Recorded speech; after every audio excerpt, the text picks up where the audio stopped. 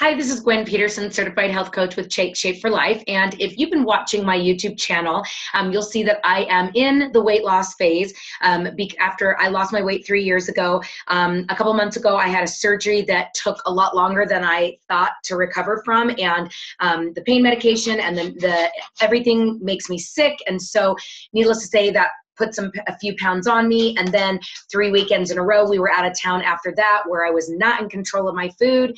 And then on top of that, top it off with a 7-day vacation to Mexico. So thus I'm in the weight loss phase. I've done week 1, 2, and 3 videos, but we were at Disneyland for week 4. And then I'll kind of tell you what happened week 5 and week 6. So I'm hoping that you will stay in this video and watch the whole thing, because it's going to have a lot of little nuggets that I think will help you on your journey. Because I wasn't planning to record all of this, and one of my coaches was like, Gwen, you had some hiccups, but you know the whys behind what happened, where most people just kind of like, well, I didn't do well when I was out of town, but you actually know why, and you've analyzed it to know what you could have affected and what was just circumstance.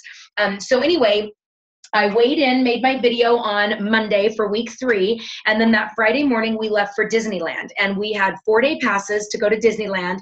And originally we had planned to leave the house at 4 a.m., flight that left at 6 a.m., hang out during the day, and then go up to La Crescenta, where I'm from, to meet up with a bunch of health coaches and kind of do a health coach training.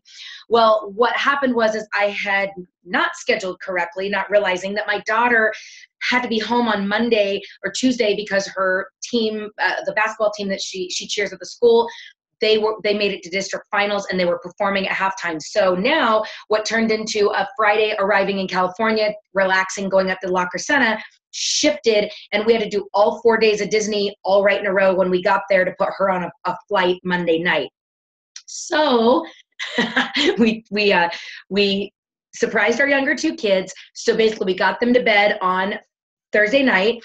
We got the house ready, got them packed, got the car ready, and now it's 1 o'clock in the morning, climbing into bed. So of course we didn't go to sleep till 1:30, and then we got back up at 3:30. So 2 hours of sleep, people. So the first thing to know that I'm going to teach you is pull out Dr. A's Habits of Health.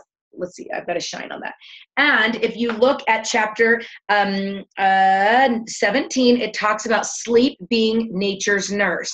And what I learned so much about myself through this whole process was, I know as I've read this chapter multiple times, when you don't get enough sleep, your body does not release a hormone that's an appetite suppressant.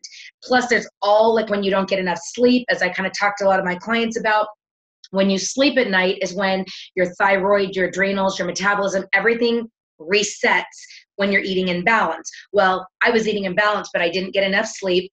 We get to the airport, so I'm not feeling good. I did start with my morning shake. I did pack all of my fuelings to take with me to pack into Disneyland. And so functioning on 2 hours of sleep, we get up, we get to the airport. And then at that point, we ended up, none of the kids had eaten. So there were breakfast burrito things. And so I did have some of one of the kids. It was a ton of eggs, some cheese, and I don't know, a little, probably like bacon bits. You know how they don't give you any protein really at all. And it was wrapped in a tortilla, but I had one side. So I didn't have that many carbs compared to all of the eggs in there. Then we get on the plane, and I am a horrible, nauseated flyer. Like I'm a very motion sick person. And over the course of the years, I have learned that after I fly, the only thing that settles my stomach is carbohydrates. So I kind of knew going into it, I was going to end up needing to eat some carbs when we arrived just to settle that stomach. But either way, so I ate the eggs before on purpose. Then we arrived, immediately got our rental car, drove straight to the hotel.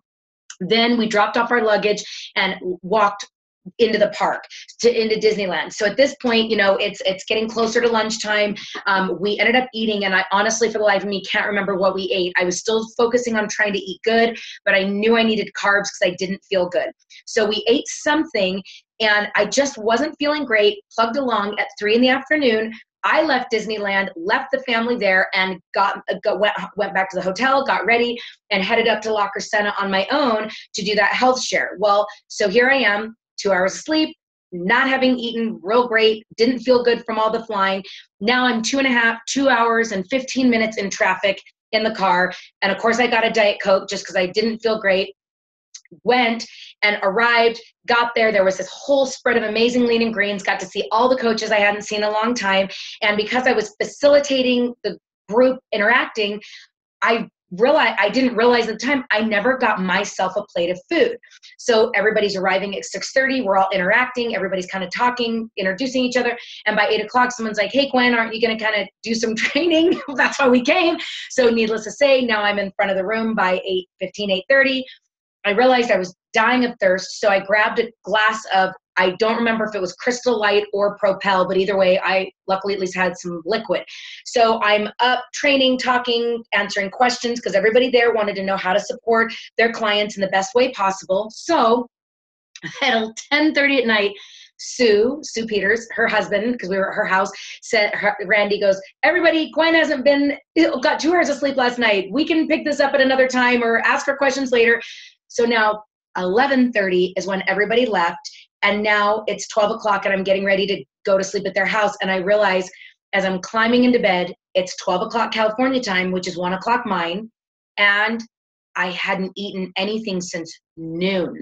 I didn't feel good, so I wasn't feeling like eating. I did have that Diet Coke, but I realized my day was not enough sleep, all the flying, nausea, then not enough water, and then not eating. So I climbed into bed, didn't feel good, crashed out, got up at 7.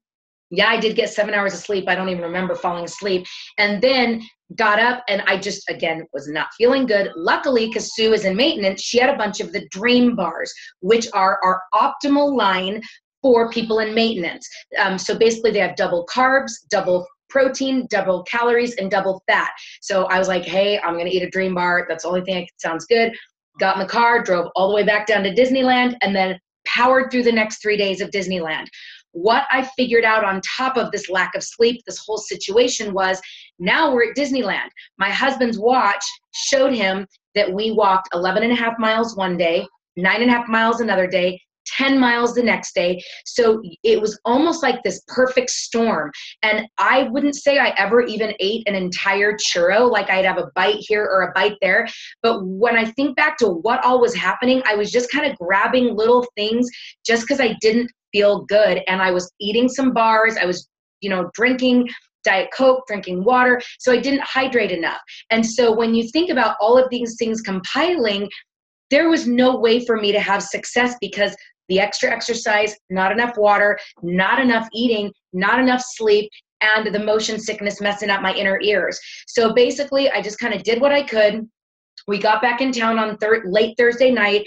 I honestly can't even remember if I actually got back on plan on Friday. I don't think I quite did. Again, I'm that person that I don't go really off plan. I eat fuelings all day long, intermixed with some random things just because of whatever. So needless to say, the following Monday, I got on the scale and I was at 4.8 pounds from the 2 Mondays before. So not too bad for all of that crazy madness that went on. And then I got back on plan. And of course, in one day, over 2 pounds was gone. The next day, another pound was gone. And the next day, another pound was gone. So I'm pleased to say that Monday, a couple days ago, when I got on the scale, I was down another pound from where I started 2 weeks ago. So what I'm hoping that you guys learn from this is, as a coach, people always expect that I'm perfect. And I have 42 years of bad habits that I'm overcoming. And could I have planned this whole situation for me with Disneyland better? Maybe. My original plan was, yes, it was better that we were going to not do Disneyland that first day, but it landed the way that it did, and all of these things compiled. So realistically, like I said, I wasn't eating a churro after churro after churro. We did get the turkey leg, which was protein. I did eat bars. I did drink water. I drank not enough, more Diet Coke.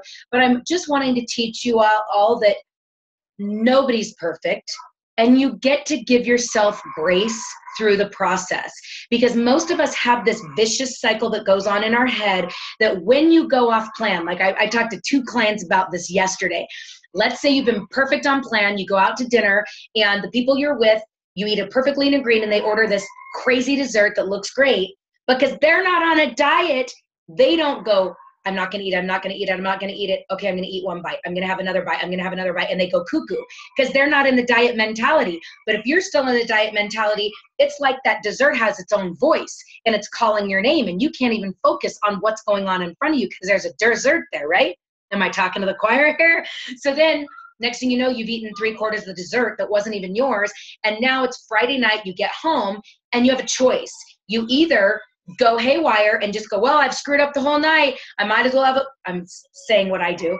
I might as well have go have a bowl of Lucky Charms and then top it off with the old ice creams that's in the fridge that I don't even like, but it's because I've gone haywire, I'm going to eat whatever. And then the next morning you think at first, oh, well, I'll just get back on plan tomorrow. But now because you're dieted in the diet mentality, tomorrow's Monday, and nobody starts a diet on, the next day's Saturday, and nobody starts a diet on Saturday. So now you start eating, then Sunday, eating. And now because of a 3/4 of a dessert, you maybe have consumed 10,000 calories in the next 2 days before you start back on plan on Monday. So my whole point of this is that I did better than worse out of town. You know, I know that I did. Could I have done better? Probably, but I didn't do horrible and I didn't throw caution to the wind because I didn't want to be up 8 pounds from the scenario event. But what I'm telling you is you get to make the decision that if you end up eating 3/4 of that dessert, you ate 3/4 of that dessert, let it go. We know Elsa would say, let it go, let it go. And that was amazing at Disneyland, by the way, watching her sing. Anyway, let it go. And then right when you get in the car, because if you've been prepared, you have bars in your car, you have bars in your purse, you have bars in your pockets in your jacket. And when you get in that car, shove another bar in your mouth to try to stop that sugar from spiking and throw some protein in behind it. And then before you go to bed, you eat another fueling just to try to get some more protein in your body before you go to sleep. So then you ate off plan in a tiny little window, not threw caution to the wind and 10,000 calories later, you're back on plan on Monday.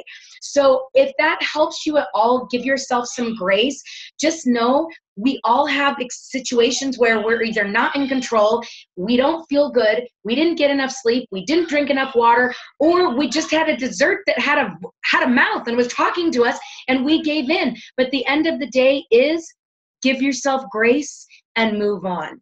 And stick to what you want out of life and what you want out of your journey. And that 3/4 of a dessert, it was just a bump in the road instead of a reason to go haywire for the next 3 days. So if you would, please comment on this video and let me know if any of this spoke to you, because I sometimes feel like I make these videos and don't know if it matters to anybody, but I just want to be real and let you know what has happened to me. And this is, of course, thanks Christmas week.